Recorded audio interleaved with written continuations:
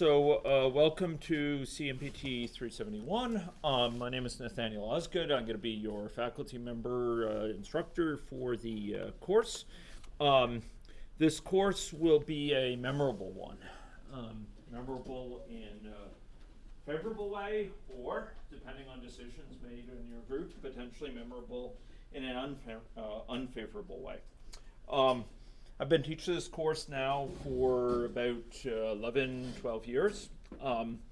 The course is one of the most interesting and repeatedly comes up as one of the most useful courses that students have experienced here in the program when I encounter them in their internships or following some time in industry where they come back and visit or talk with me about their experiences. This is, in my view, perhaps the single most important course within the curriculum of software engineering, and one of the most important in our department. And I say that not to beat my own drum, but because of student experiences in the course and because of the relevance of the skills imparted to students.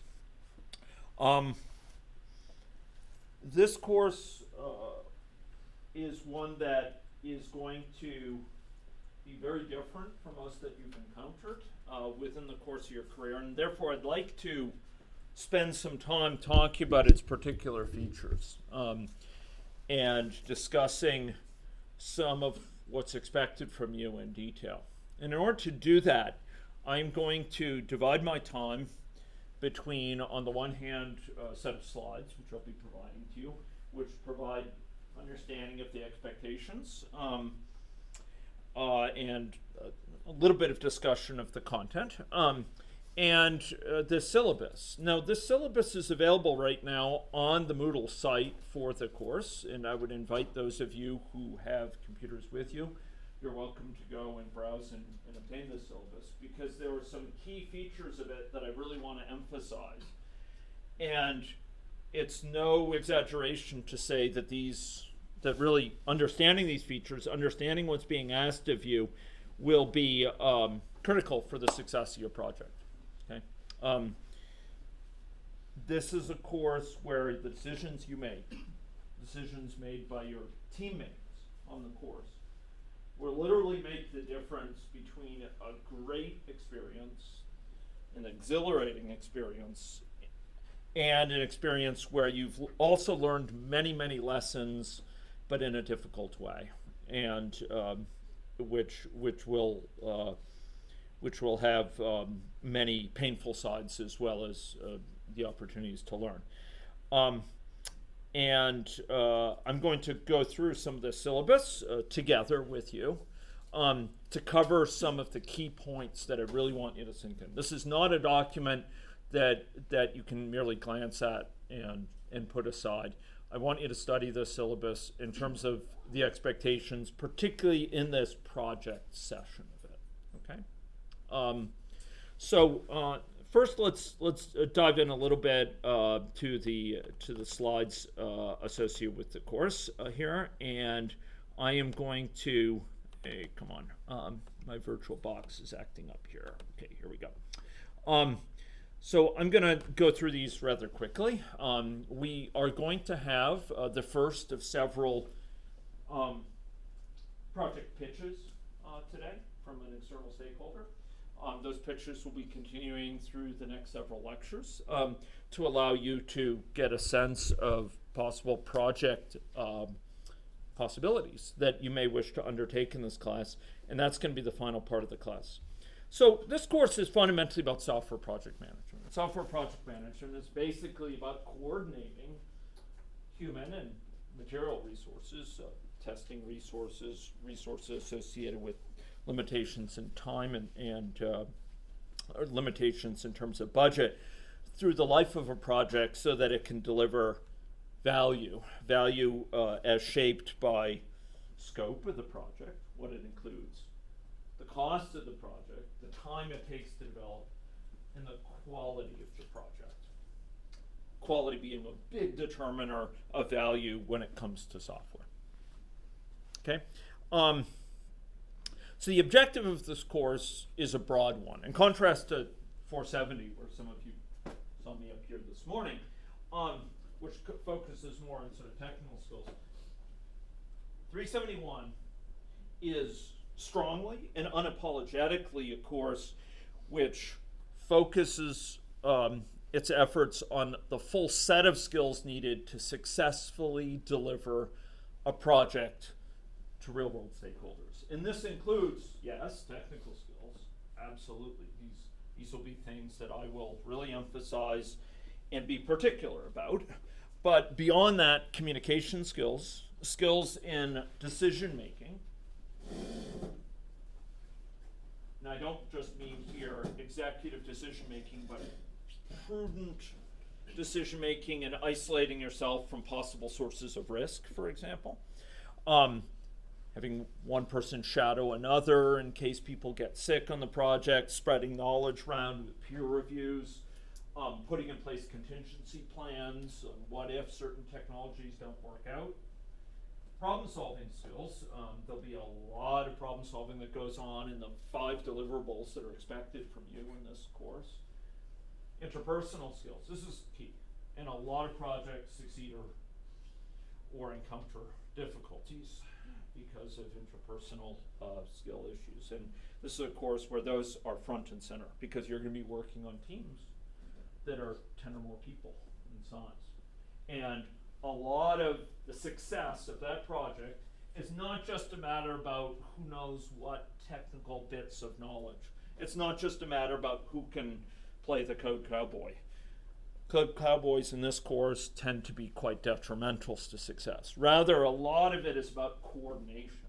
It's about taking those 10 people, 12 people, 14 people, whatever it turns out being. We're going to be determining that in the team size and composition the next day. And it's about coordinating those efforts. So you have the testing team working side by side with the development team and not merely twiddling their thumbs while the development team is working feverishly on the last minute and tosses it over the wall and goes to sleep on the last day. That's not going to be a way to succeed in this course. The way to succeed is to coordinate effectively within your projects, testing, the development, the project management, the risk management, the effective use of peer reviews and inspections, everything from soup to nuts, from technical side all the way to the human side, and critically with a project manager to oversee and help lead it. And this gets to this leadership skills. There's going to be test leads, development leads, and there's going to be leads in the form of project management that are absolutely central. Dedicated positions, which are going to be key to the success and general usability of your project. So we're going to be talking about a lot of different topics within this course that are front and center, that are bread and butter issues for real-world project, software project teams and challenges worldwide. And these include core topics that are underplayed in a lot of other courses. But if you go into industry, they're very common.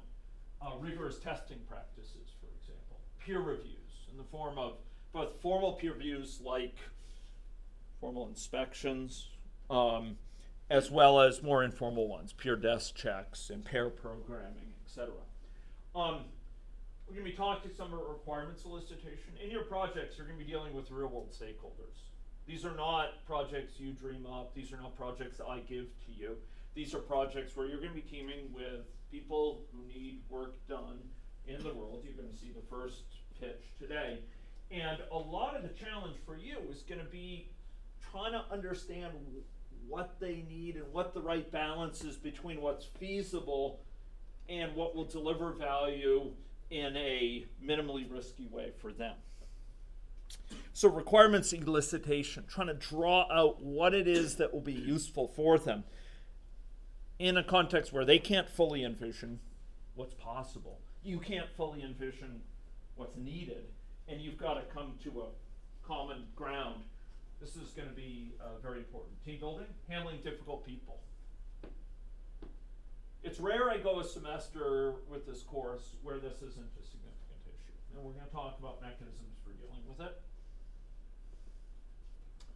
The projects succeed or fail almost exclusively because of people issues, and managing difficult people will be a big topic you have to face. Impacts on productivity. How do you make a team that works most effectively together, that can really crank despite distances and conflicting schedules? Clean coding.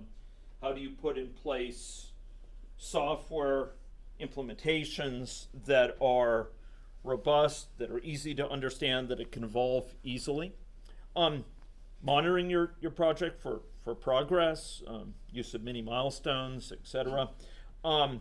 Handling integration and triaging, deciding when a given feature is indeed wrapped into the deliverable or when it's too late. Avoiding death marches on the project, which are a common feature in software development.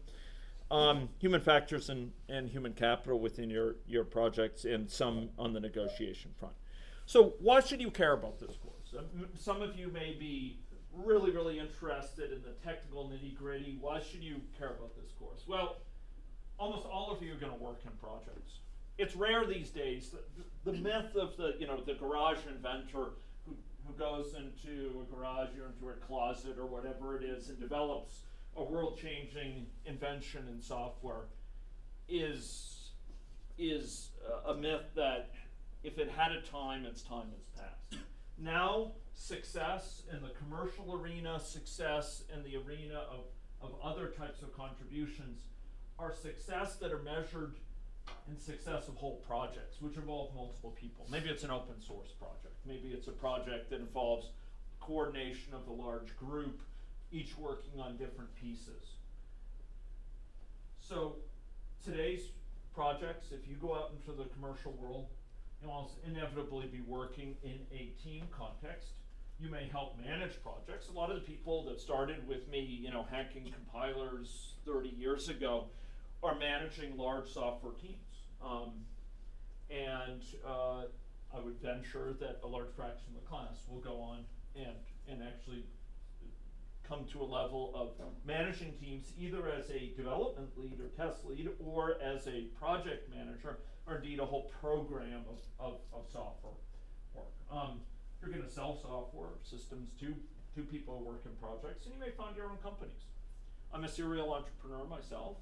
I've founded several companies that are quite successful, and a lot of what allowed those companies to succeed are things that I try to impart within this course. Poor management of projects, poor decision making, inability to coordinate, inability to manage the risks and the conflicts is responsible for failures of most projects and many companies. It is not an exaggeration to say that poor quality software and people issues on the other side for projects are responsible for a very large fraction of the failures within the software entrepreneurship area. So understanding the principles taught in this course will help you realize your technical visions and help your career. And regardless of whether you're going into the internship program for the first time, and you're going to learn about peer reviews here, you're going to learn about effective use of version control in a group context, you're going to learn about use of good principles for testing and be able to translate that into an internship context, or regardless of whether you're going to be going on to start your career more broadly in full-time software development, this course is going to offer you a lot of value. We're dealing, ladies and gentlemen, with a situation which has evolved a lot over the years. If you look 30 years back, 40 years back, at the types of problems that software projects encountered, the types of problems that were causing people to pull out their hair, as it were, when trying to create software projects, a lot of those problems were traditionally fundamentally technology problems. you're dealing with very small memory spaces associated with computers.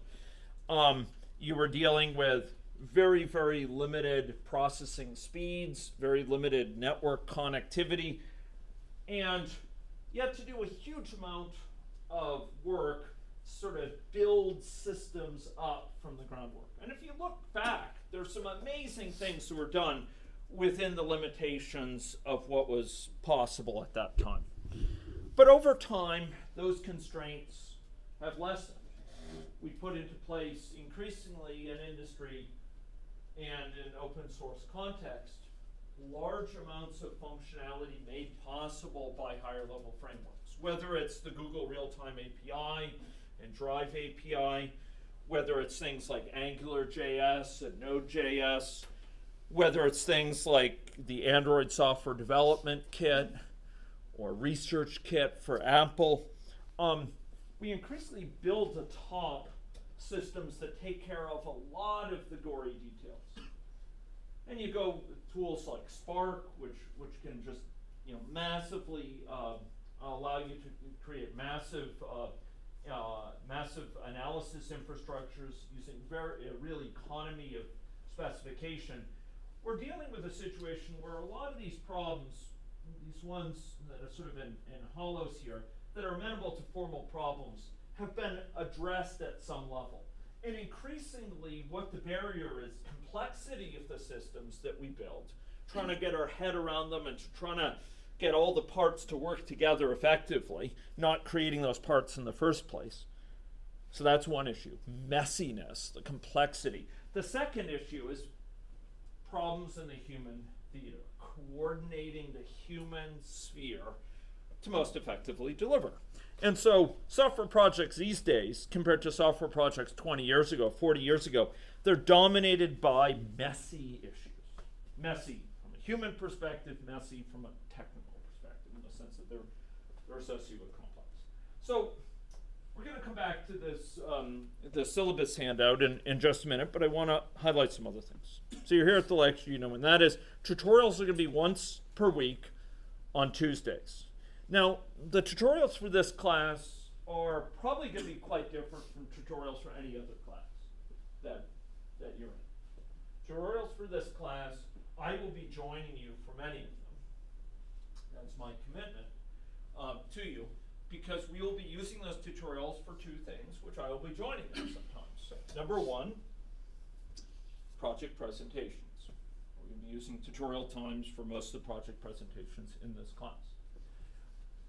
Number two, you're going to use many of the other tutorials for designated times for formal inspections taking place in your project. Inspection of artifacts associated with your projects. This can include code, review of code that's produced, but it can include many other things besides code that can be fruitfully inspected by a team of people. What other things besides code could be inspected by people in a software development project? Yeah. Documentation. Good. Documentation is a great one. Documentation is often available much earlier than code. 2 weeks from now, you might actually have a large amount of the requirements down on paper, such as it is, down electronically for a lot of your projects. That's documentation of importance. If you get one of those requirements wrong, you're talking about a lot of implications in terms of design, in terms of code, in terms of tests that has to be tossed out and redone or modified. So what's something else besides documentation that could be inspected early on or earlier than code?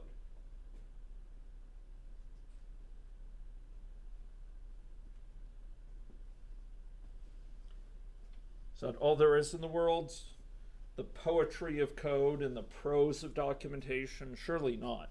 One hopes not. Yeah. Schedule, timelines, project structure in terms of who's responsible for what, risk management plan, testing plans, test cases, test matrix that indicates what things there are to be tested, like features, functionality, modules of the program, and what tests test each of them. These are the sort of products that could be available quite early. So tutorials we're going to use for inspections, and I will drop by some of those inspections. Okay? I need you to tell me where those inspections will be held. Spinks, breakout rooms, this room, 274, what have you. And I'm going to come by some of them and see what's going on. And make sure inspection is taking place, get a sense of the size, get a sense of what's being presented, how seriously it's being taken. Team meetings we're going to use for live. The success of your project will also be highly mediated by your ability to meet effectively. And because of that, starting next time, the first 10 to 15 minutes of this class will be devoted to team meetings. What that means is that on some days, most days, I'm going to come in a bit late for the class to allow you to meet with your teams. And I want to see those team meetings taking place in this room. And if they're not, I will want to know why. Time to meet up effectively your team is one of the most precious resources in this class. Look, you each have different schedules. You have different commitments. And you may say, well, it's not like that in industry. Well, actually, in many cases, it is like that in industry. People who are on your project may also have commitments as the maintainer of another project in the same company. They may be responsible for training for new employees, and so they have other responsibilities. Coordination in your team is going to be absolutely key, and one of the challenges is going to be how do you get people together of different schedules, all in one place at the right time. And one of the most valuable times to do that will be at the beginning of this class. Okay, you're all here. You should be all here. And if you're not all here, I'll be delivering pop quizzes to make sure you have an incentive to be here.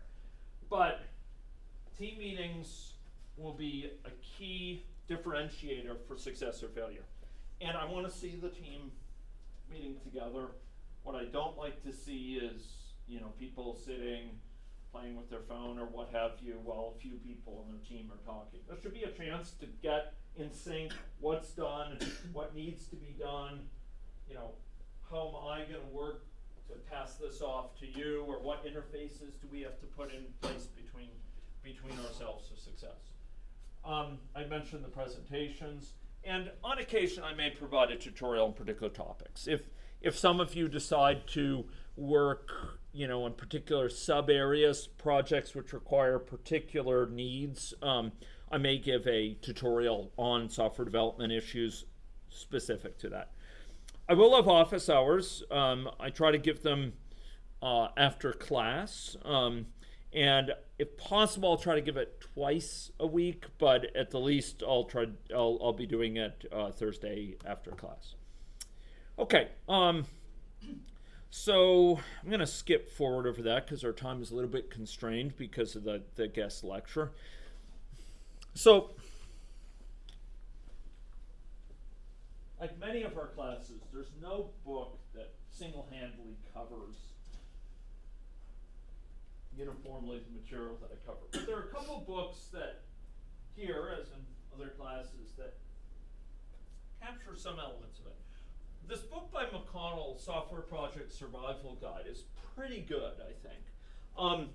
And there's another book by Birkin that's on software project management that I also think highly of.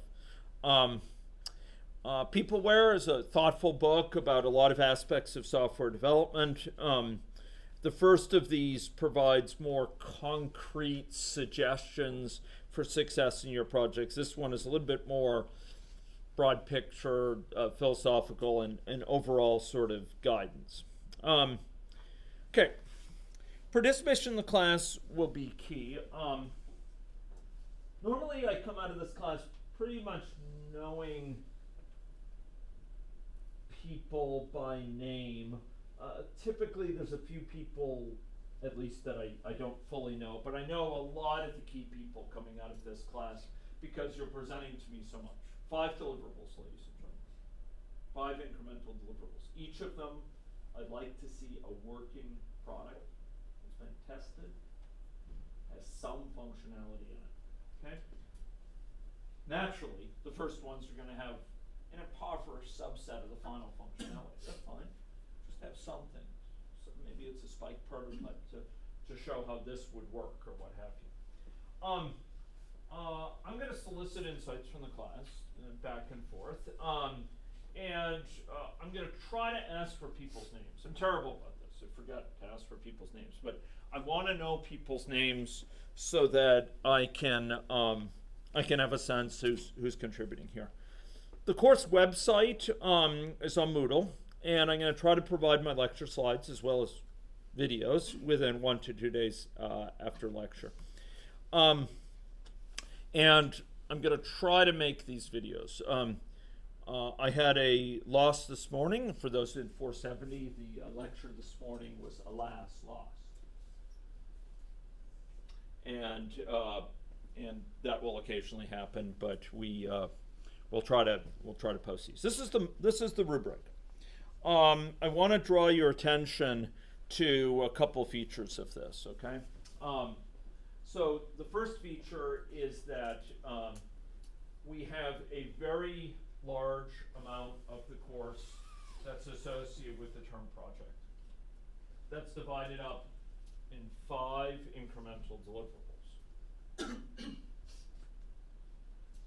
If I see a problem with the incremental deliverable where it has not come together in time, I start getting very worried. And if it has been unprecedented to see 2 of them not come together in succession, you should make sure that each of those is not merely a stepping stone that you show some evidence you've worked on it, but it's not working. That's not acceptable. I really want to see a term project phase that deliverable that is working, that has tests associated with it, that offers some value and some additional material progress towards the project. What this means is, for the term project phases, these come every 2 to 3 weeks. Where the wiggle room there is, well, there's a vacation in there, etc. 2 to 3 weeks.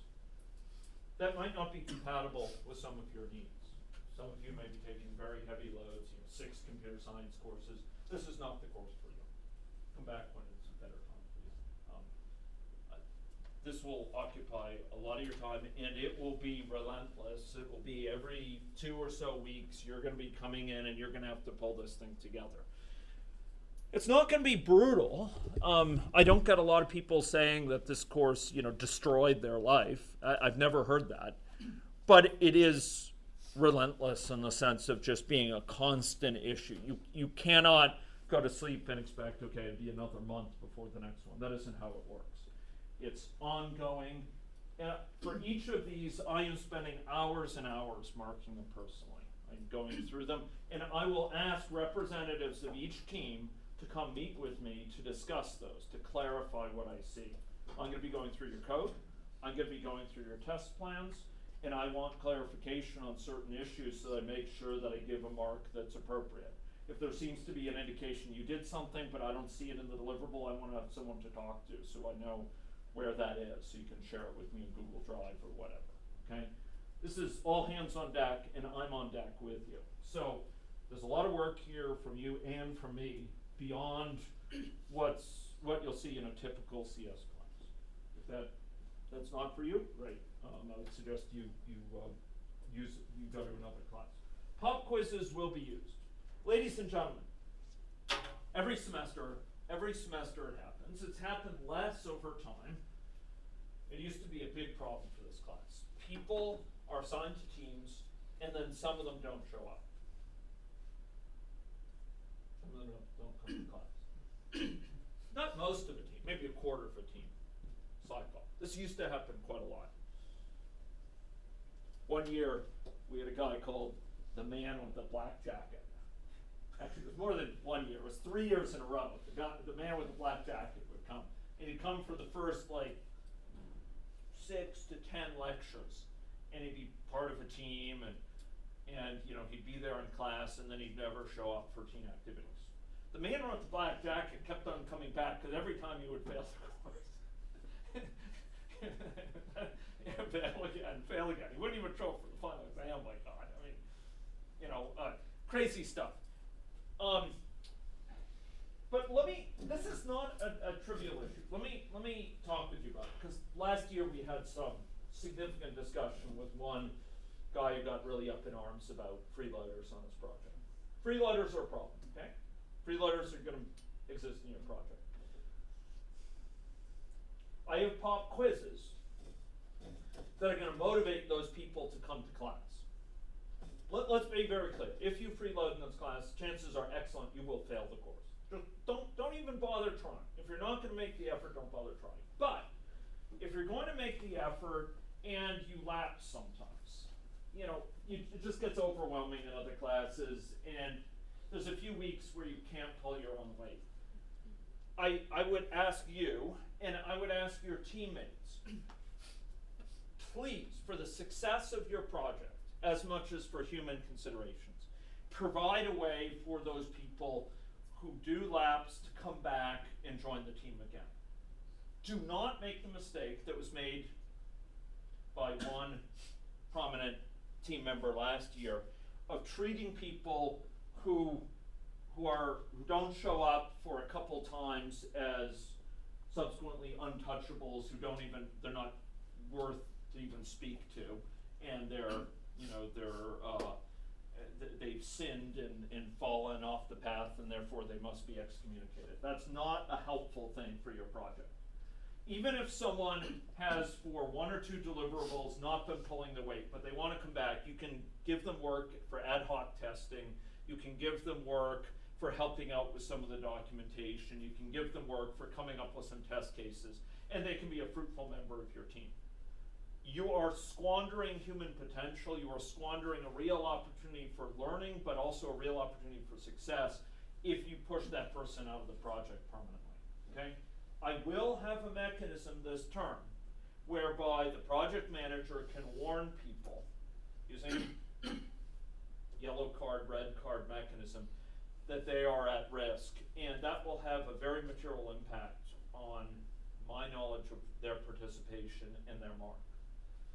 But I would say at the same time, for your teams, make sure you have room to accommodate people who are temporarily not able to pull their weight but want to come back and join. And one of the best ways for that to happen is people to show up. Maybe they want to avoid missing a pop quiz, which can occur at any time. And they want to show up for that and then just bring them back into the fold. Otherwise, it's going to be a real loss of potential. There's going to be a post-mortem for your project where you're going to reflect on lessons learned. By default, that's handed in as part of the final exam. I provide a sheet where you can write things. If you want, you can bring an item which is pre-written to the exam about this as well. This is a thoughtful reflection on what went wrong, what went right with your project. If your project crashes and burns, we haven't had one that crashed and burned recently. It's been a couple years since real crash and burn. If you have a project, though, that suffers growing pains, suffers problems, and you almost certainly will, one way or another, being able to provide a post-mortem about that is one of the best ways to help compensate for that, to show that you've learned from it. And then individual participation is 5%.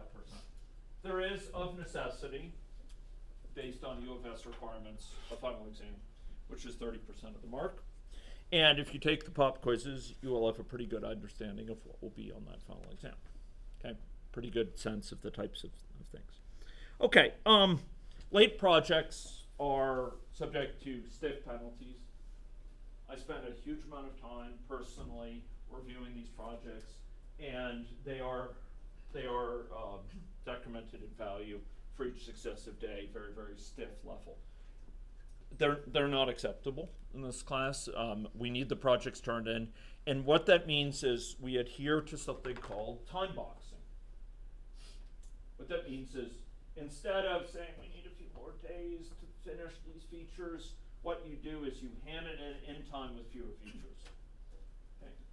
You time box it. You box it for that amount of time, and if there are things that have to be left out, that's fine. You leave out the features rather than have it be late. Okay, this is important. Allows you to schedule meetings with your stakeholders, amongst other things. Okay. Okay. Class project. Class project delivery is the central component of this class. People remember the class project. They don't tend to remember the pop quizzes. Okay, so successful is judged in terms of learning and what is achieved. I do look for success in terms of building a product. We've had great projects in this course. Just dynamite stuff has come out of this course. Things that have led on in several cases to real projects going forward for large-scale public use. It's been really exciting stuff. Everything from really neat apps like for bed management in hospitals last year to collaborative tools, kind of a Google Docs for doing modeling, to tools that allow you to have multiple people, for example, working to collect surveys at the same time and see information collected by each other, etc. A lot of really neat stuff that's come out of this class. Stuff that actually may end up being real contributions for practical use out there in the world. So successful delivery of this is in your interest, it's in everyone's interest, and it's a lot of fun when you deliver this. You're going to be able to choose one of several projects, but you're going to need to do it with stakeholders, with real-world stakeholders. I'm not looking for toy projects in this class. I'm looking for projects people care about. And there's a negotiation that goes on about what's the scope of that, because you're going to be dealing with stakeholders and not computer scientists by and large. So you need a local stakeholder, someone who cares. Now, if you know a company downtown that wants to have something built for them, I'm perfectly open to having them as a stakeholder.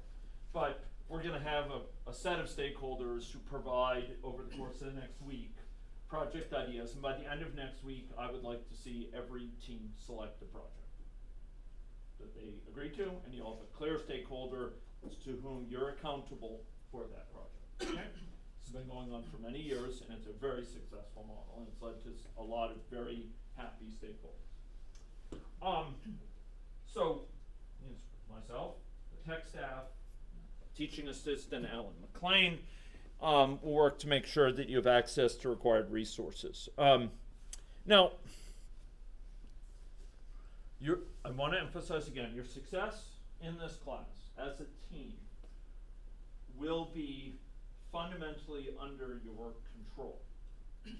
That's not to say that there won't be things outside of the team that affect it. Oh, there will be big things outside. The availability of certain technology to simplify certain tasks, the availability of resources, set up by Merlin for a server with, where you have administrative rights to install the software. The timeliness with which a stakeholder gets back to you with some questions. Those will be really important in success, but what you'll be able to shape is more fundamental. You'll be able to shape your vulnerability to those things. There's lots of things in the world that are outside our control, but a lot of the time, how vulnerable we are to those things is under our control. We can undertake actions that leave us wide open to be blown away by, a failure to hear back from someone, or we can undertake things in a way that will give that flex in the schedule to accommodate that. We'll be able to have contingency plans. If Merlin doesn't get back to us by 2 days from now, we'll fall back to this other plan. If this person gets sick within the team, we will have this other person who shadowed them be able to take over their roles because they're up to speed already. So much of this class, success is going to become from maturity, having the maturity to proactively manage the situation in areas like risk management, so that you can put in place plans that will insulate yourself, lower these vulnerabilities to these external issues. This is very practical stuff. This is not highfalutin concepts. This is really day-to-day issues. People in this class who will be assigned to teams will drop. I could say, look to your left, look to your right. One of those people will drop the class. It's actually not the case. It's not that big. It hasn't historically been. But But the truth is, quite a few people who are looking at me right now will probably drop this course. Other people will get sick during the course of the semester. It's flu season right now, and they're expecting worse. Other people in this classroom will get overloaded with other classes. These are not speculations. We don't know exactly who, we don't know exactly when. That's not going to be given to you in a sheet by me. But it's going to happen. So be mature, put in place plans, shadowing, early peer reviews and inspections. Put in place plans like contingency plans formally in your risk plan that are going to allow you to very quickly act if this does happen, or head off the chance that it will happen, or lessen its impact if it does. Maybe you want 2 build managers, 2 build masters rather than 1. Maybe you want someone who on the dev side and test side flips responsibilities so they have a really good understanding of both sides. So basically it's about taking these issues seriously. So when I first started teaching this class,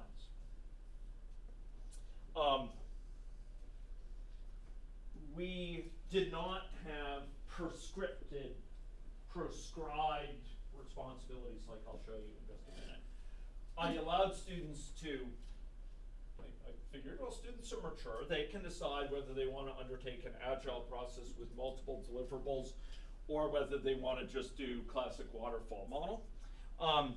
They can decide whether or not they want to use a source code control system or try to stumble along just, without a shared repository, trying to make do with things like Dropbox or whatever.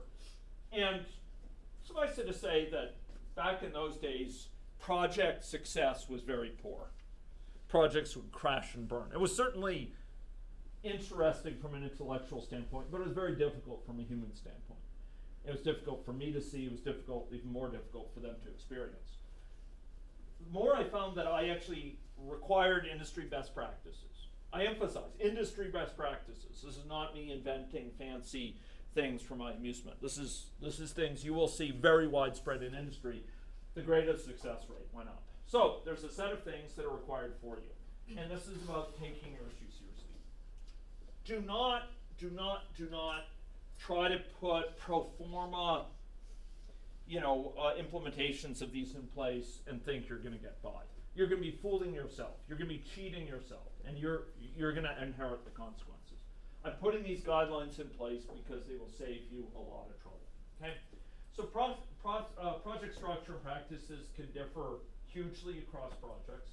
The ones that really put these in place in an earnest way tend to succeed really quite well, and the ones that don't tend to really suffer because of it. Okay, the team you're going to be on is a lot bigger, by a factor of probably 3 than any team you've been in, 2 to 3 times larger. I think for 370, some of you had what, 5 people on a team? 5? Okay, so you're going to have a team of between 10 and 15. Okay, 10 and 15 people. Wow, we can do a lot. Yeah, you can do a lot. Will you do a lot? That will depend on your ability to coordinate. You have 15 heads, each with a different idea of what's going on, and if they're a world apart, you're in a bad way. Large teams face these particular vulnerabilities. By valuing best practices, you have an excellent chance of avoiding these things. And the first part of the course is going to cover these best practices. Okay, these are some of them right here.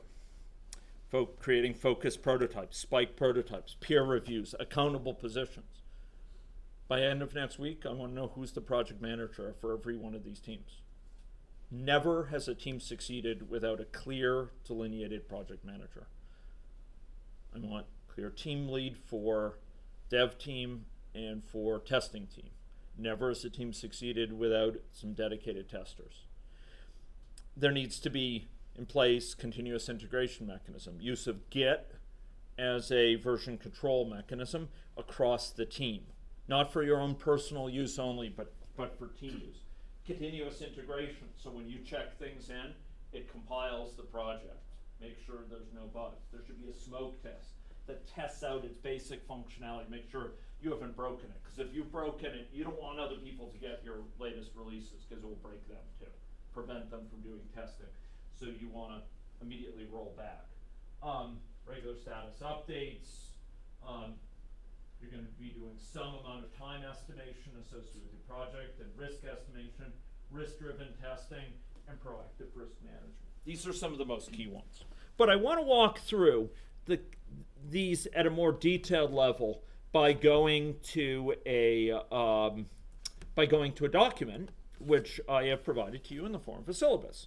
And I'd like to draw your attention to this project area. So there's a lot of administrative in here. This is not minor stuff what's in here. Okay? Here. There's going to be project carried out in large groups, fair enough.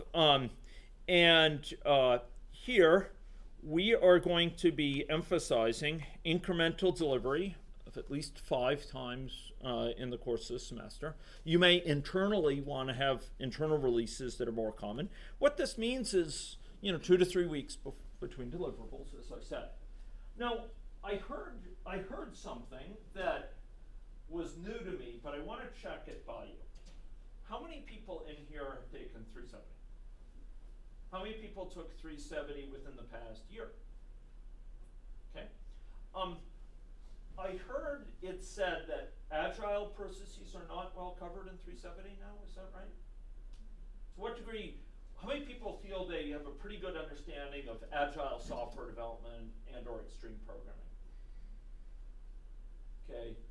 A few. And did you hear about that through 370 or 270? 370 a little bit? Okay.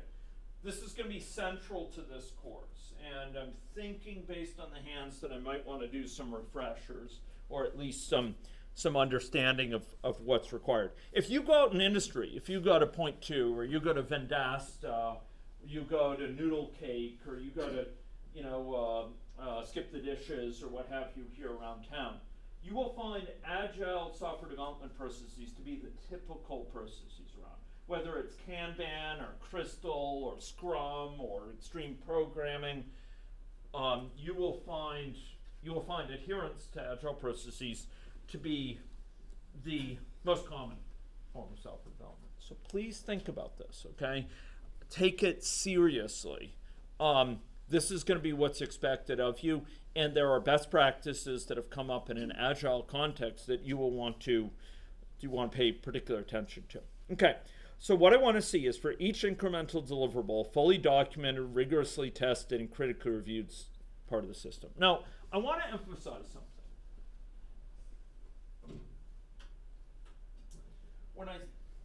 When I put in place these requests, ladies and gentlemen, as I said, what I want to avoid seeing is pro forma adherence to this. So you may notice here it says fully documented. You will not be serving yourselves well if you just pour out the documentation for me, hoping that, wow, it's going to look really impressive. I do want documentation because I want to know what's going on. I want you and your team, for your teammates, to know what the situation is. I'm not interested in this for its own sake, okay? I'm interested in it so I know the current state of the project, and so that knowledge about that state is passed around in the group. So if you can do something in 1 page versus in 5 pages, do it in 1 page.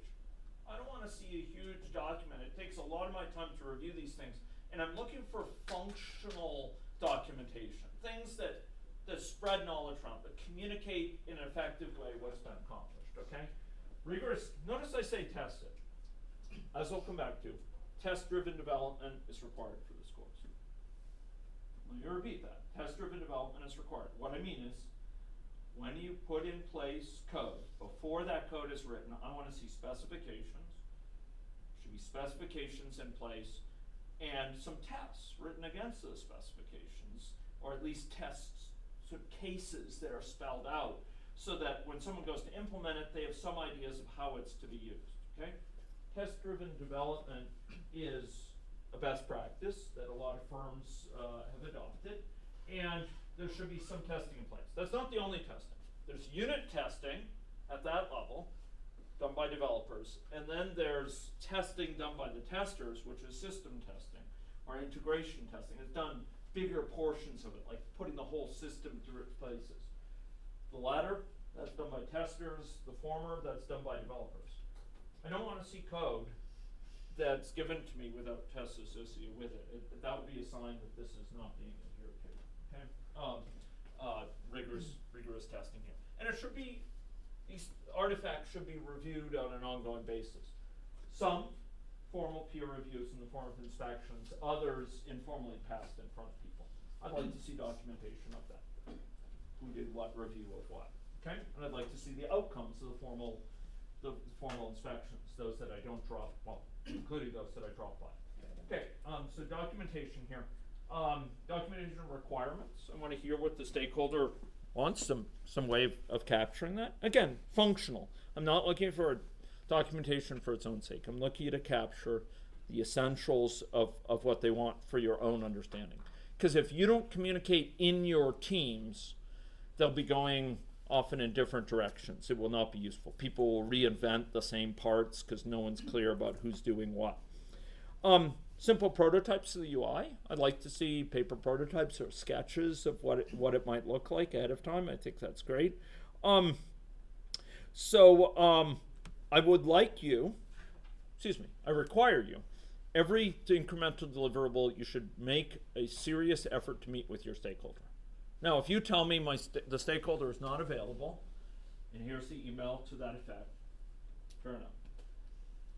But I would like you to make an effort to reach out to them. After all, you should have something that's working, something that's advanced the state of it, and I want you to meet with them and make sure that you're in touch. Often, that's going to provide them the key understanding they need to make suggestions on what to do next, what the next priorities are. You're going to be reporting to me in those tutorials. And all throughout it, I expect risk management. There should be an accountable risk manager, someone who watches out for risk. Now, you may say, well, that sounds like a minor position. No, it's a very serious position. I want someone who's thinking about what could bite us if we don't watch it. What things could really hurt us? Are there old things that are now, were risks before and they might resurface? Is it new issues that weren't there before, which are because the project is progressing, there's new issues. So there needs to be someone who's really taking responsibility for thinking about and talking with people on the team. Do you see any risks associated with the testing right now? Or do you see risks associated with the deployment plan or what have you? There should be many milestones sort of indicate, okay, this has to get done, that has to get done, and they're either done or they're not. Turns out it's a lot easier to keep track of than is it kind of partly done, kind of done. No, you want a very clear indication. Is this task complete? And when I say complete, this needs to include several things. And we'll be talking about this in class. It's not a matter if it just compiles. It's not a matter if the code is written, but I haven't tested it with compiling it yet. Okay, it needs to be written. The specification needs to be in place first, right? Some testing needs to be written, needs to run. The tests need to run on it, and needs to be checked in. And ideally, it will need to be peer reviewed too.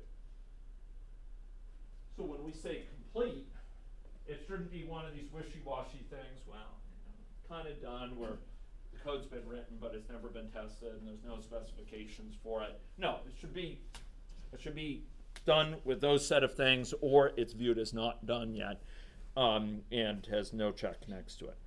You'll be using Git for your version control system. Many people like to use GitHub as their preferred place for storing their code, the repository, and that's great. I've given you my login for GitHub. I've also given you my Google Docs, Google account, so you can share those things with me. You need to maintain a continuous build regimen. You're responsible for having a regimen, whether it's with Cruise Control or Maven or Jenkins Hudson or some other platform. So when you check things in, ladies and gentlemen, if you go to check in some code, it will compile that code. If you're doing Android development, maybe it will compile it and it will run it through some basic tests through the Android emulator. if you're doing things for a large project that involves server-side scripting, you'll use a different set of test machinery. But there needs to be a mechanism that will do a build on it, that will basically check, is it sane, and it will do a smoke test that tests, does it run in a way that's basically safe to test. If you've broken the system by checking it in, and it doesn't even run, then you're doing a disservice if you push it to other people.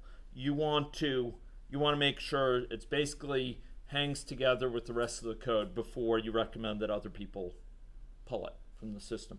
So you're going to want to have this continuous build in place. Every team has put in place continuous integration for years and years, and I expect you folks to do that as well. Okay. There should be a dedicated project manager. This is one of the most key responsibilities. A dedicated project manager who takes responsibility in dealing with the stakeholder. They're my foremost mechanism of contact. They would typically be the one who comes to the marking session.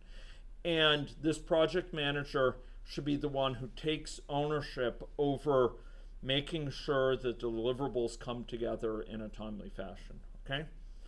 This project manager, in addition to serving as the key point of interface with the external stakeholder, I want to emphasize that they should not be. This is one of the classic problems which comes up. You get a code cowboy who says, you know, I'm the Uber coder on this project, I'm project manager, I'm top dog, and I want to be in charge of the project. That's a recipe for disaster. It's happened before.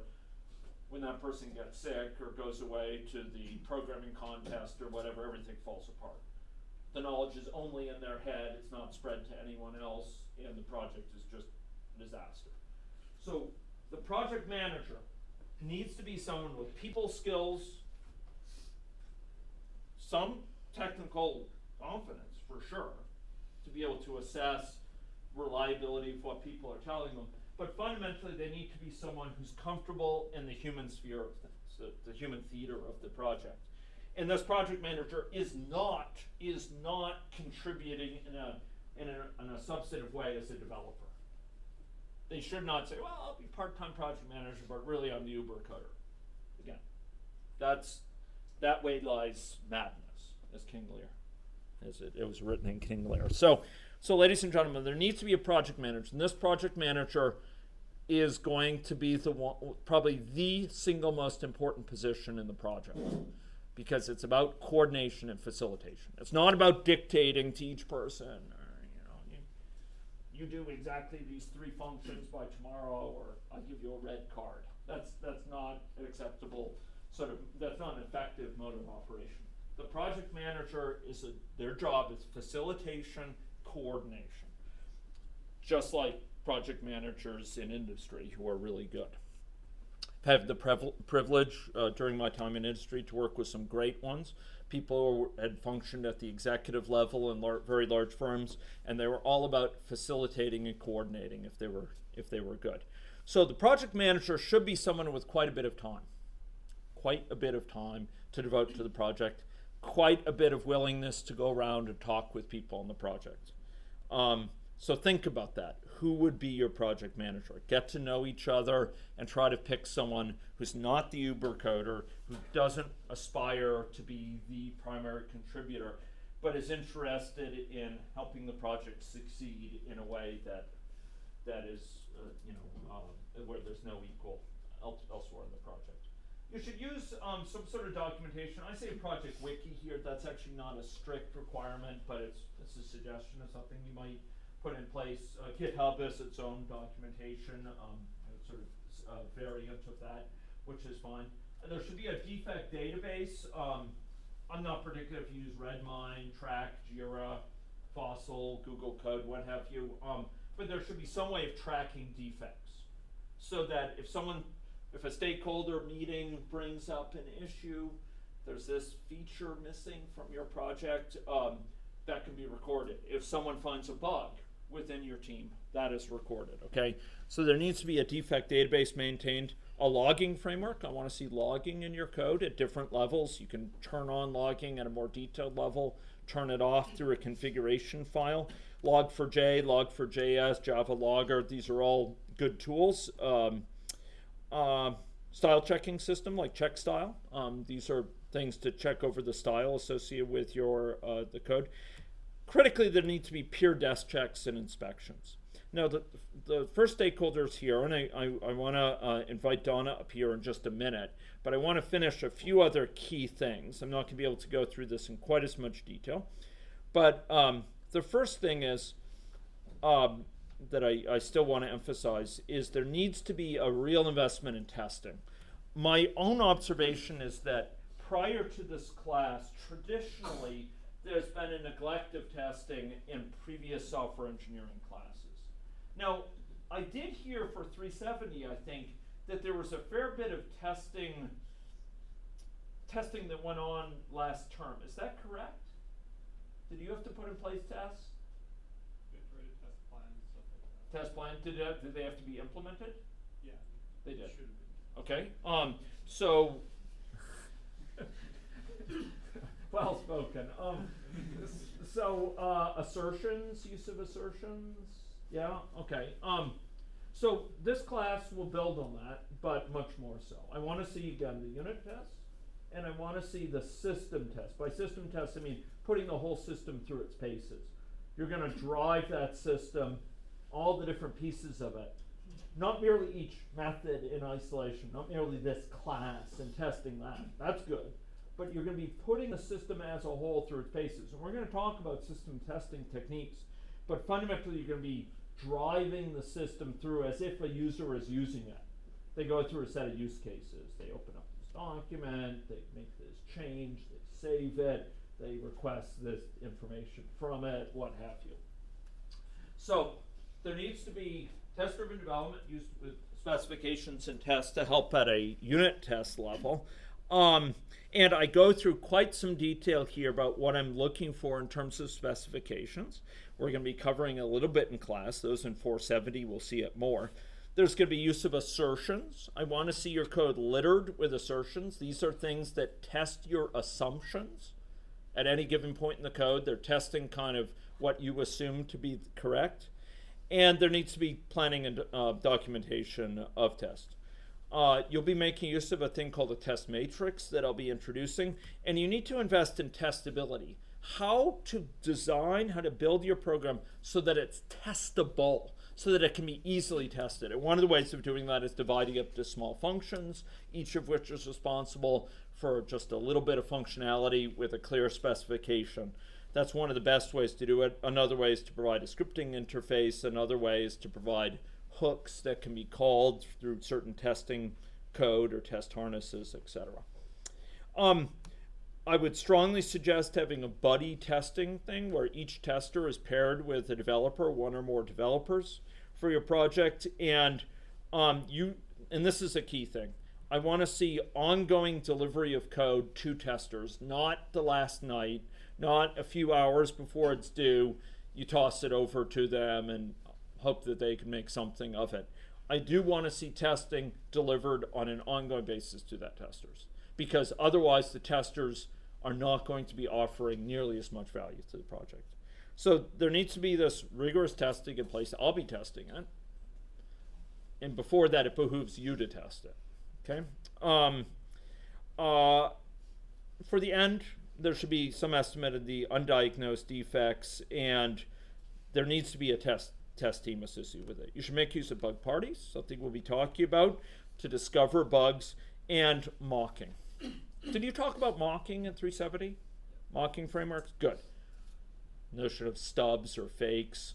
We're going to be wanting to see that in a big way here, because we're dealing with bigger projects. You'll stub out pieces of it, mock it out, and basically make sure that this component works pretty well in dealing with the mocks of the others, and then you can do that for the other components.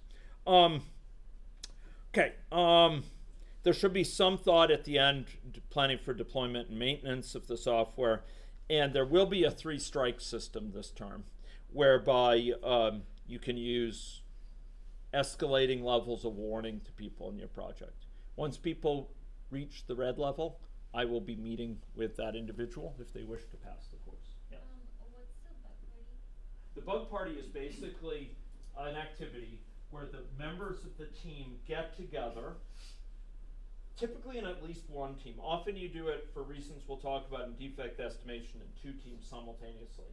And each of those groups is responsible for doing concerted testing over a couple hour period. Maybe it's 2 hours or 1 to 3 hours. And often it's, you know, you have pizza there, what have you. And the people there are basically trying to find bugs in a social way. They're together, they're next to each other. And you often will give prizes for the person who finds the most bugs, the most interesting bug, or the most severe bug. You know, if you can crash it, you're like, you know, queen of the night or something. The idea is to sort of spread knowledge around about very quickly about what areas of the project are soft, need to be, you know, oh, this is really updating slowly. Let's go test this more. I just saw something weird there. Let's go at it. And often you share information about that's relevant to effective testing because you're all doing it together. And it turns out that if you do this, if you have this bug party and you come up and you identify with, you know, a set of bugs, often you identify 20 bugs in that bug party, you know, 1 to 3 hours. And that's great because I don't identify them, right? It's better if you do. You find those, and you have a simultaneous bug party going on elsewhere, you know, later that evening or whatever, which doesn't share knowledge. Putting those together, you can estimate how many undiagnosed defects are out there as well. You look at the overlap between what this one found and that one found. You say, oh, okay. There must be a number that we didn't find because each of these are finding totally different ones. Or if they're finding almost all the same ones, it's an indication that we may be plumbing most of the defects. Okay, so that's a bug party. Okay. Okay, I am going to turn it over here to Donna, who's our first stakeholder. I'll come back up after she talks in case people want to ask me questions in the closing minutes. You're welcome to do that. But first I want to introduce Donna. So this is Donna Goodrich. Hi, everyone. We're very lucky to have her over here. She's a dear colleague of mine. Who works over in the College of Medicine and in respirology these days. She and I have been talking about ideas for what I think could be a really neat project idea for this course that she'll be briefing you on. It's something that came out of her conception, and it's a very current and important topic within our healthcare system. So, Donna, if you want to take it forward. Thanks. Well, I really appreciate the opportunity to be able to come in and pitch our idea to you and hopefully generate some interest. My own area of research is health services improvement. I know nothing about technical things, so I want to make that clear off the top, but I do know how powerful technology can be and how underutilized it is in the healthcare setting. In particular, we're working on some issues around patient safety. Has anyone been in the hospital, had a family member in the hospital? Yeah, okay, a few people. How about long-term care? Anybody have any connections with long-term care? Okay, not so far.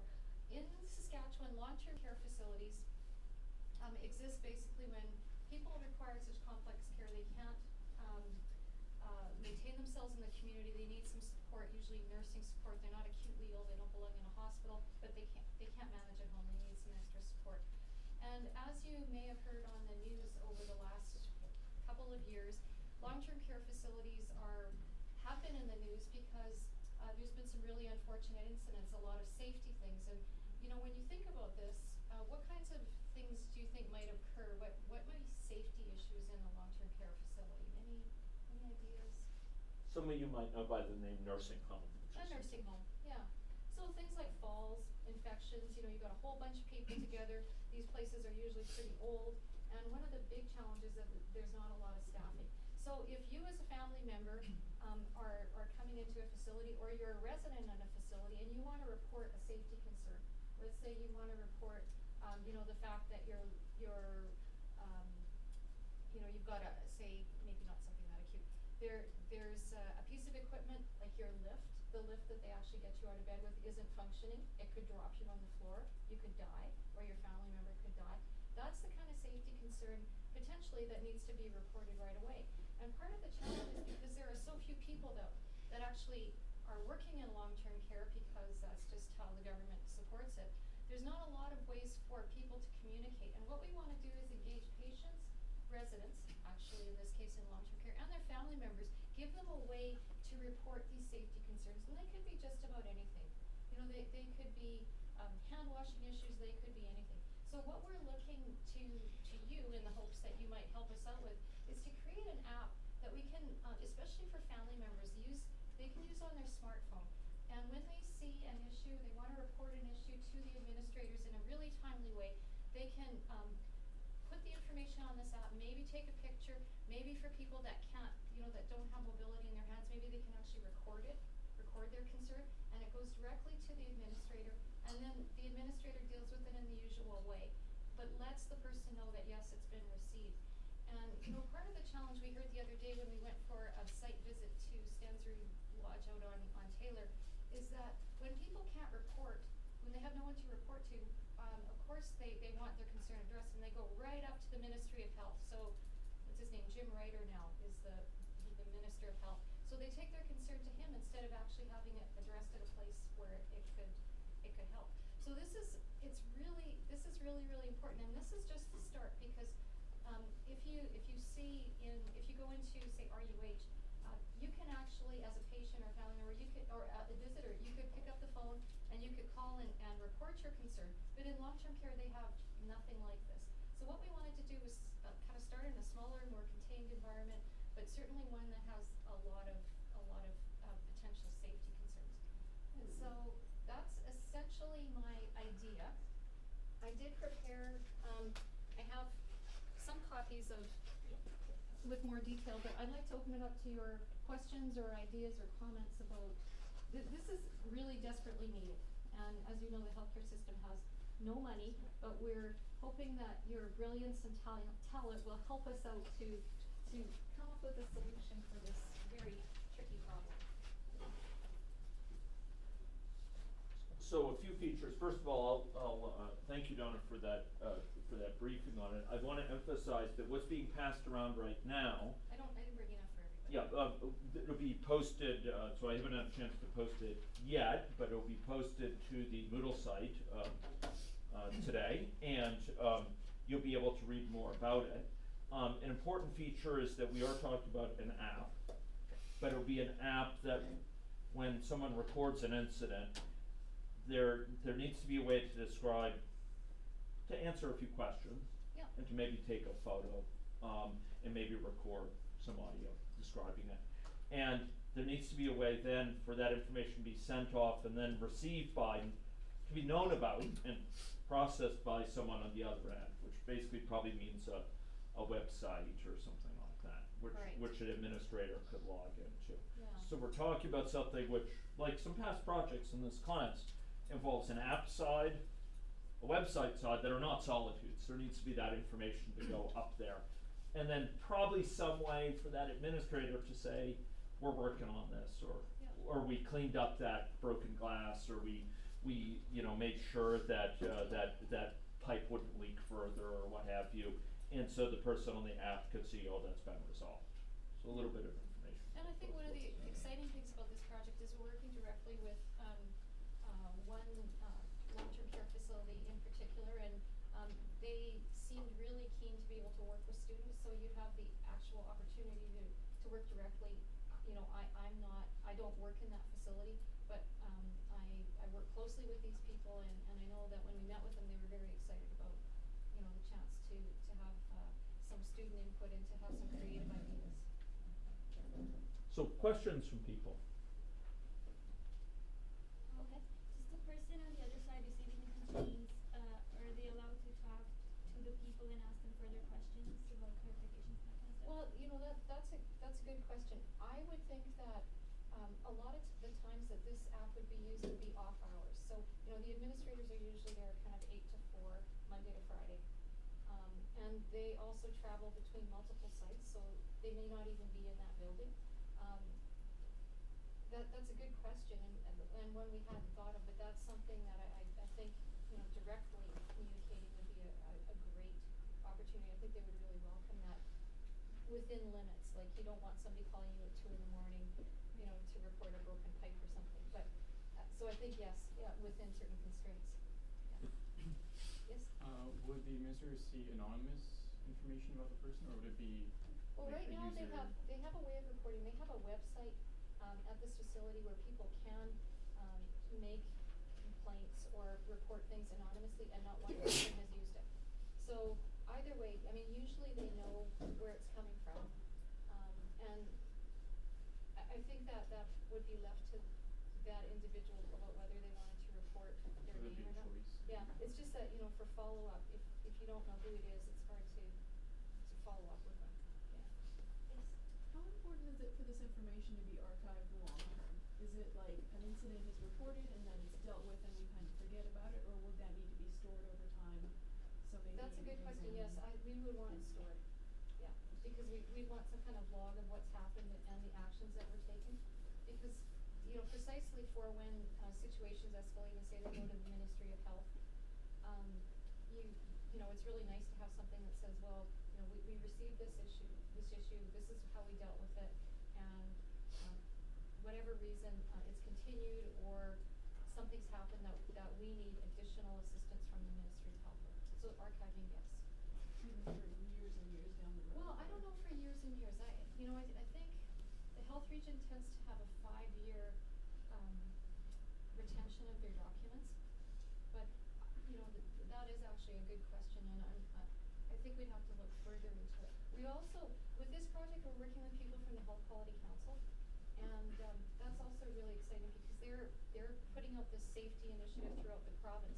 So what you might create for this small project could potentially be used all across Saskatchewan and maybe even further, because this is so innovative. We don't give patients and families the chance to actually engage in sharing their safety reports, and usually until it's too late, and then they're so it's too late then. Good. Other questions for Donna? Would Yes. there be the ability to like retract an issue that's been reported? Like somebody reports something and they're like, oh no, never mind, it wasn't actually a problem. Well, Is there a way to delete it, or would they just wait for it to be resolved? Good question. I think, well, yeah, I hadn't thought about that. I suppose that there should be, yes. Yeah, in case somebody decides that they, you know, it got resolved right away and they don't need to report it, although, you know, the record of their concern is always important, because you do wanna know that at least, you know, something happened, and so maybe something got temporarily fixed, but it actually requires a new piece of equipment to be brought in, or, you know, some longer term solution than just like the Band-Aid that's placed on it at the moment. Good questions. Make me think. Yeah, I want to thank those here for bringing up such excellent queries. Any other questions for Donna right now? Her contact information is on the It's on the sheet. flip side of that sheet, and it's on the what's posted. Yeah, on I'll be Moodle. posting Yeah. the Moodle site, yeah. Yeah. So, if you'd like to find out more, she's gonna be the contact. As she indicated, there will likely be some other stakeholders of relevance in the exact discussion about who's gonna be the primary person you'll deal with on an ongoing basis. Probably that will be sorted out over the next Very soon. week or two if you wanted to take this up. But I wanna thank you so much for coming here. Well, thank you, and yeah, I hope that I've sold you on this idea, but if I haven't, I know that there's lots of interesting and great things that you guys can do. So. Yeah, and Donna's located just over on In campus Ellis at Hall. Ellis Hall, over Yeah. by the hospital there. So, okay. Well, thanks very Thank you, much. Donna. Okay, so you've had a chance to learn a little bit about a real possibility there for a stakeholder involvement. I will be posting that. There's several others that I've also received from stakeholders, and I'm looking for a bit of elaboration more on some of them. But you should see quite a few posted by the end of the weekend. I'd be surprised if there's not 4 or 5 posted. Okay. One, And likely on Thursday as well, we'll have a few more presentations where people come and give vision, and again, we'll have a back and forth. So the content will be circumscribed by that. It's even possible we may use, despite what's said in the syllabus, we may use Tuesday's tutorial in part, not just for the group meeting to get to know each other. That'll be important. I'm going to be announcing within the next day the teams. But in addition to getting to know each other, it's possible we may have one of the sessions, if people can't make it during the main class times next week, we may do it at the Tuesday tutorial, okay? Now, one final thing. If there's anyone here who is not currently registered for the class, and you think it is likely, I'm not asking for a promise, but if it's likely you're gonna take this class, please email me. My information is on the Moodle site, or come up, or send me mail. You can find my mail, osgood@cs.ucs.ca. And send me mail, because I am going to be determining the project teams. It is being determined by a random number generator. And I want to do that by tomorrow. So if you are not currently on that list, I would like to know that you are, so I can make sure it's appropriate teams. We're right on the edge of 3 or 4 teams, and so knowing the counts will be really helpful. Also, if you decide you're not going to be able to take the class, let me know so that I factor that in. I don't want to end up with 3 8-person teams or 4 8-person teams. Okay? Thanks very much, and we will see you